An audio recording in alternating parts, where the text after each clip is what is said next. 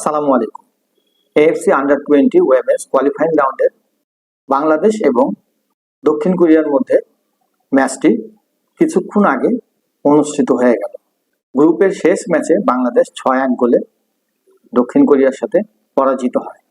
ম্যাচের শুরুটা কিন্তু অসম্ভব ভালো করছে বাংলাদেশ। বাংলাদেশ যেমন প্রতিটা খেলাতে স্টার্টিংয়ে গোল করে তাদের অপোনেন্টকে ঘাবড়ে দেয়, ঠিক শুরুটাও ছিল ঠিক সেইভাবে। তবে গোলটা বেশিক্ষণ বাংলাদেশ ধরে রাখতে পারেনি।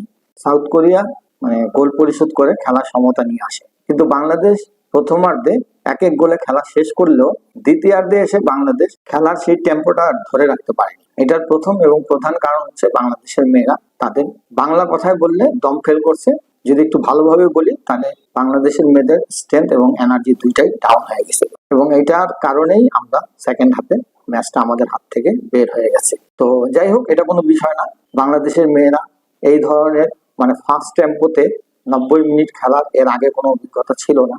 এবার কোচ বুঝতে পারলো যে আমাদের কোথায় ঘাটতি আছে। এই মেয়েদের স্কিল আমরা মোটামুটি সমানে সমান ছিলাম, সমস্যা ছিল ওই স্ট্রেংথের দিক দিয়ে। আমরা আমাদের স্ট্রেংথ ফেল করছি, আর যার কারণেই আমরা 6-1 ম্যাচটা হারছি। তবে ম্যাচটা আমরা 2-1 যখন পিছিয়ে ছিলাম তখনও আমরা ম্যাচে ছিলাম। 3 নম্বর গোল যেটা হয়েছে সেটা আমি একেবারে মানতে পারি, একেবারে অফসাইডের একটা গোল। ওই গোলের পর থেকে বাংলাদেশের মেয়েরা আরো অনেকটাই ভেঙে পড়ছে।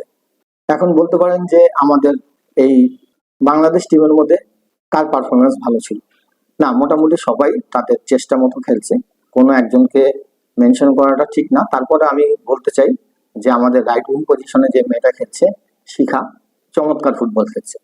সে উপরে নিচে সব দিকেই সে ছিল, বলতে গেলে সে তার সর্বোচ্চ দিয়ে খেলছে। তো আমার দৃষ্টিতে বাংলাদেশের 11-এর মধ্যে শিখাকে ম্যান অফ দ্য ম্যাচ আমি মনে করি। বাংলাদেশ 6 গোল খাওয়ার পরে বাংলাদেশ কিন্তু 12 গোল দিছে, এবং বাংলাদেশ অলরেডি 7 গোল খাইছে। বাংলাদেশের গোলটা এখন হচ্ছে +5। তো এই মুহূর্তে বাংলাদেশের কম্পিটিটর আর কে কে আছে? সেকেন্ড হাইয়েস্ট টিম হিসাবে কারা কারা যেতে পারে? এই কম্পিটিশনে বাংলাদেশের সাথে আছে উজবেকিস্তান এবং জর্ডান। তার ঠিক যে গ্রুপে, বাংলাদেশের ঠিক আগের গ্রুপটাতেই তারা আছে। তো এখান থেকে উজবেকিস্তান, জর্ডান দুইটা টিমই চলে যাবে। তাহলে বাংলাদেশের কম্পিটিটর আর কারা কারা আছে? একটা হচ্ছে চাইনিজ তাইপে, একটা হচ্ছে গিয়ে লেবানন, এবং আরেকটা হচ্ছে ইরান এবং জাপানের মধ্যে যে ম্যাচটা হয়েছে সেই ম্যাচে জাপান সম্ভবত 8-0 গোলে ইরানকে পরাজিত করছে। তার মানে ইরানও এই প্রতিযোগিতা থেকে বাদ। তাহলে বাংলাদেশের কম্পিটিটর বলতে গেলে শুধুমাত্র এখন লেবানন আছে। চাইনিজ তাইপে এবং লেবানন, এই দুইটা টিমের মধ্যে যে কোনো একটা টিম যদি আজকের ম্যাচে ড্র না রাখতে পারে তাহলে বাংলাদেশ কোয়ালিফাই করে যাবে। এর মধ্যে আমি মনে করি চায়না এবং লেবাননের যে ম্যাচটা আছে, গ্রুপ ইতে আছে তারা, এই গ্রুপের যে ম্যাচটা আছে, এই ম্যাচে যদি চায়নার সাথে লেবানন 1 গোলেও হেরে যায় তাহলে বাংলাদেশ কোয়ালিফাই করে যাবে। তবে চায়না এবং লেবাননের মধ্যে অনেক ডিফারেন্স আছে। লেবানন ম্যাচ ড্র রাখার সম্ভাবনা খুব কম। ম্যাচটা চায়না খুব সহজভাবে জেতার কথা। তারপরে যদি 1 গোলেও চায়না ম্যাচটা জিতে তাহলে বাংলাদেশ কোয়ালিফাই করে যাবে। চায়না এবং লেবাননের এই ম্যাচটা অনুষ্ঠিত হবে বাংলাদেশ সময় সন্ধ্যা 7:30 এই ম্যাচের দিকে আমাদেরকে তাকায় থাকতে হবে।